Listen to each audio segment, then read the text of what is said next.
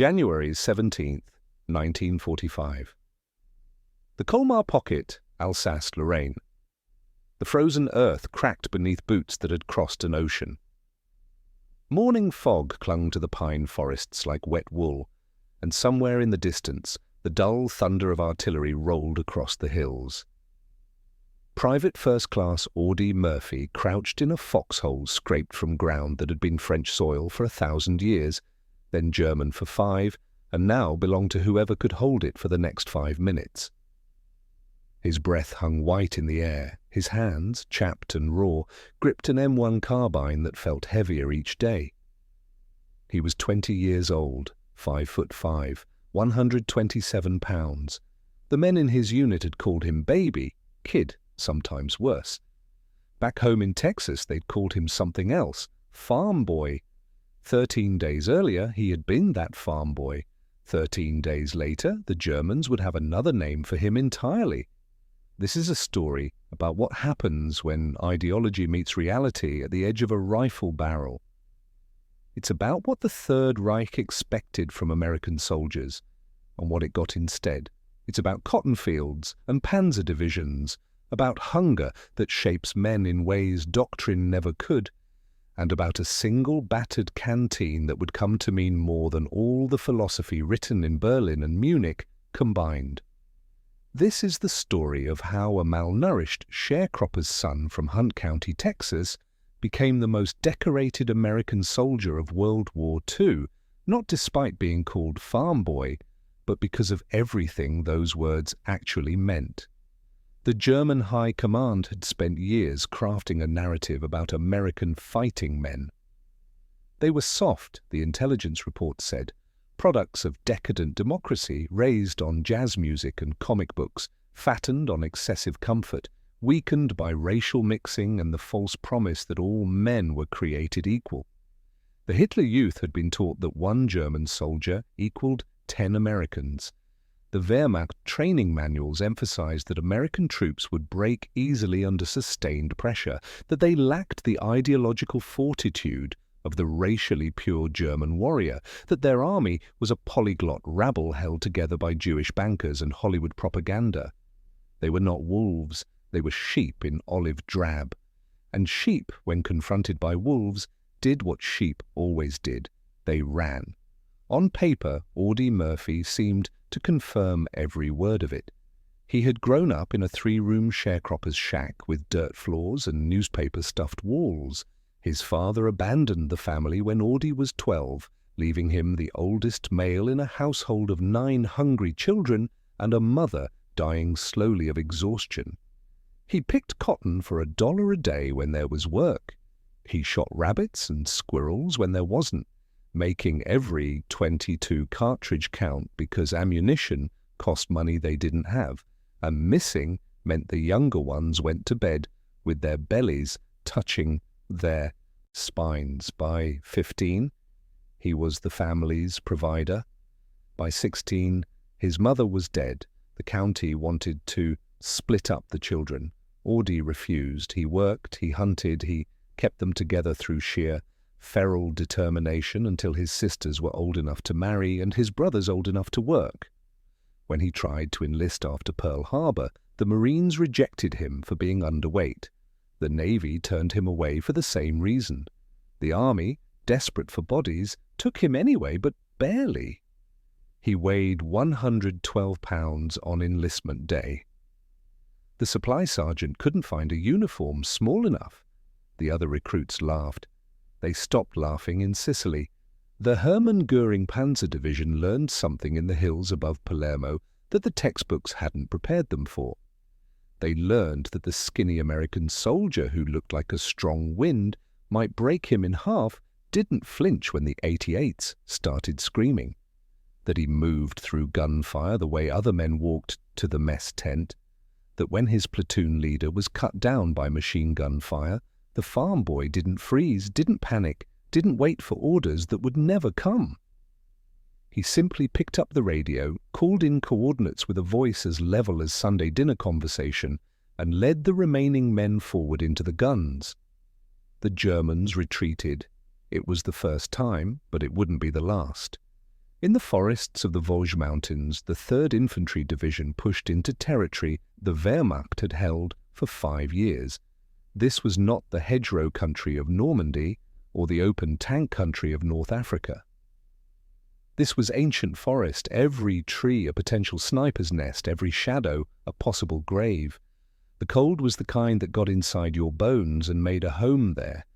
Men developed trench foot that turned their toes black. Frostbite claimed fingers, the snow soaked through everything, and somewhere in that frozen maze of pine and death, Audie Murphy carried a dented steel canteen that had belonged to his mother. She'd given it to him the summer before she died, filled with water she'd boiled and cooled for his work in the fields. It was nothing special, a surplus World War I relic she'd bought at a yard sale for a nickel. But in that canteen was every morning she'd woken before dawn to make sure he had something to drink. Every evening she'd waited up to make sure he came home. Every sacrifice she'd made to keep her children alive through the Depression's grinding cruelty.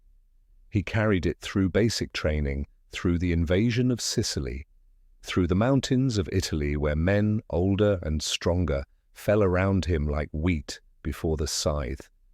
And now in the forests of France, he carried it still, its weight a reminder of what real hunger felt like, what real poverty meant, what real resilience required. The Germans had no equivalent. Their soldiers came from a nation that had rebuilt its economy through military Keynesianism, where every young man had been fed and clothed and trained in state-sponsored camps, where ideology replaced identity and party doctrine substituted for personal history. They fought for the Führer, for the fatherland, for the theoretical purity of blood and soil. They'd been told this was enough. They'd been promised it would be enough. And then they met men who fought for something that couldn't be printed in a manifesto or shouted at a Nuremberg rally, January 20, 1945, near the village of Holzspeer. Lieutenant Murphy, he'd been promoted twice since Sicily, was tasked with holding a position against a German counterattack. Intelligence reported a company strength element, perhaps more, supported by armor. 6 panzer tanks and at least 250 infantry. Murphy had 19 men and 2 tank destroyers. The math was not encouraging. He established positions along a wooded ridge overlooking a snow-covered field. Then the radios crackled. The panzers were coming. Not in an hour, not in 30 minutes. Now. The destroyers opened fire and were immediately hit. One burst into flames, the other took a direct shell to the turret and went silent. Murphy ordered his men to fall back to the secondary position while he stayed forward to direct artillery fire. The Germans advanced across the open ground in textbook formation, expecting the Americans to break, expecting them to run, expecting sheep. What they got was a man who climbed onto the burning tank destroyer while its ammunition cooked off and its fuel tanks threatened to explode, who grabbed the .50 caliber machine gun mounted on top and who began to fire for 1 hour. The German infantry came in waves. Murphy cut them down. They flanked left. He swiveled the gun. They flanked right. He traversed again. The panzers moved forward, their commanders certain the lone American would flee. He didn't. He called in artillery coordinates on his field telephone while simultaneously firing the .50 cal, adjusting fire missions between bursts, his voice steady enough that the artillery officer on the other end thought he was speaking from a secure position miles behind the line. The tank destroyer beneath him was burning. Smoke poured from the engine compartment. Small arms fire sparked off the armor around him. A German squad made it to within 10 yards before he spotted them and hammered them into the snow. His boots were scorched, his uniform smoldered.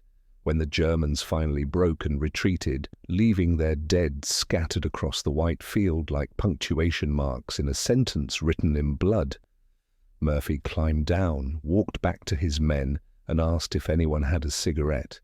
50 Germans lay dead in the snow. Another 70 were wounded. Murphy himself had been hit in the leg, but hadn't noticed until someone pointed out the blood. When asked later why he'd stayed on the burning tank destroyer, he said it was the best position available. When pressed about fear, he seemed confused by the question. The mathematics of survival was simple. If he ran, the position was lost, the men were flanked, everyone died. If he stayed, maybe he died, but maybe he didn't. The choice seemed obvious. This was not courage born of ideology. This was something older. In the weeks that followed, Murphy's legend spread through both armies.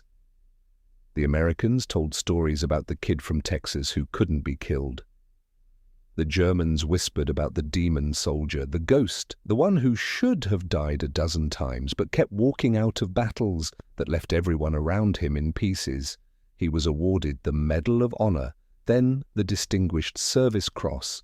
The Silver Star came next, then another, then the Bronze Star, the Purple Heart 3 times over, decorations from France and Belgium, until he wore more ribbons than seemed physically possible on a single uniform jacket. By war's end, he would receive every combat award the United States military could bestow, plus 5 from France and 1 from Belgium, 28 in all. But the canteen remained his most important possession. German prisoners asked about him. Who was he? Where did he come from? How did he learn to fight like that? The answers baffled them. He wasn't from a military academy. He had no formal tactical training beyond basic infantry school. He wasn't an officer candidate or the son of generals.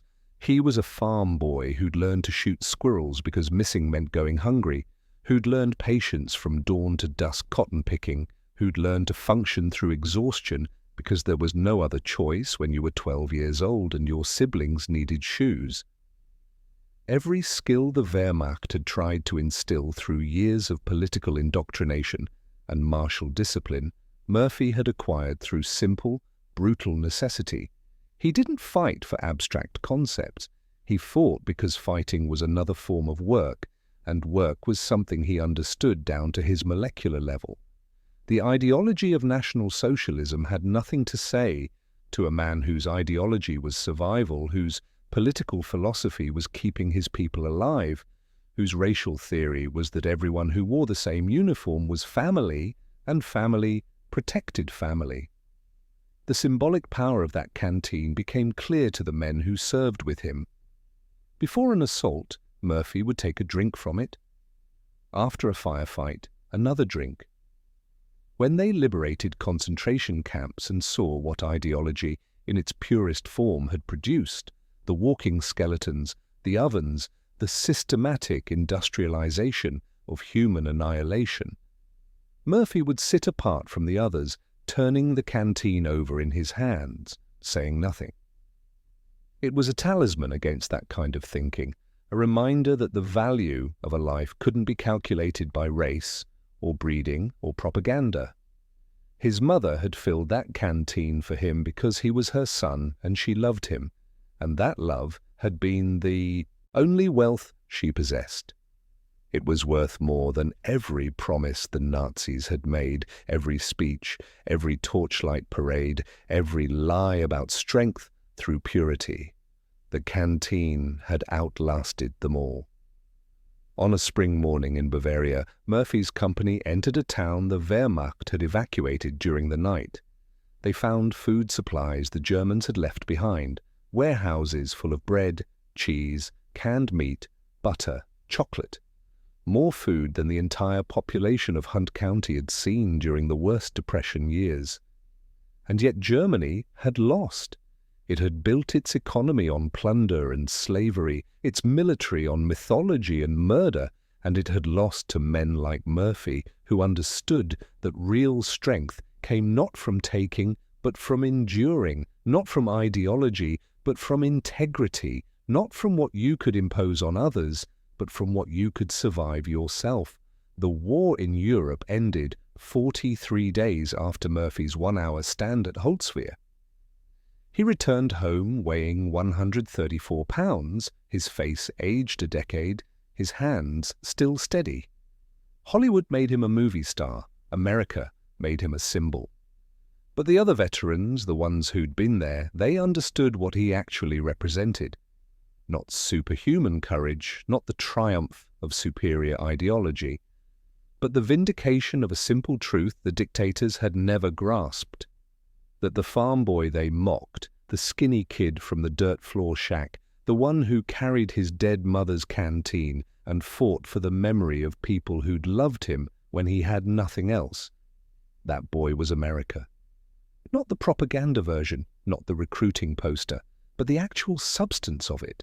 The reality that free men, raised in hardship and dignity, were worth 1,000 soldiers manufactured in the laboratories of totalitarian fantasy.